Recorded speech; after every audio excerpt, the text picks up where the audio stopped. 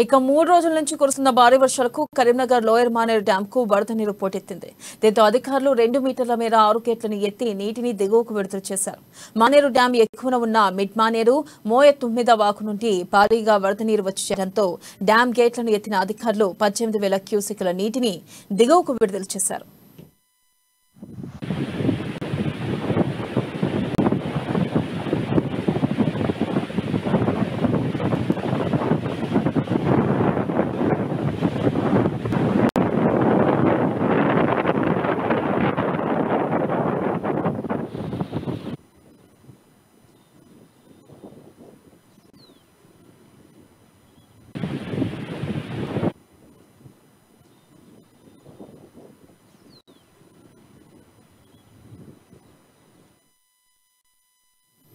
హైదరాబాద్ లో వర్షాలు దంచి కొడుతున్నాయి. దీంతో నగరంలోని జంట జలాశయాలకు వరద పోటెత్తింది.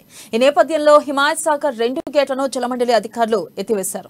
ప్రస్తుతం సాగర్ లోకి 1200 క్యూసెక్కుల నీరు వస్తుండగా 1,373 క్యూసెక్కుల నీరు మూసీలోకి వదిలారు.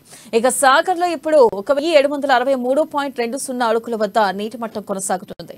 వర్షం ఇలాగే కురిస్తే హిమాయత్ సాగర్ మరో 2 గేట్లను ఎత్తివేసే అవకాశం ఉందని అధికారులు తెలిపారు. ఇక గేట్లను ఎత్తివేయడంతో జంట జలాశయాల పరిసర ప్రాంత ప్రజలను అప్రమత్తం చేశామన్నారు.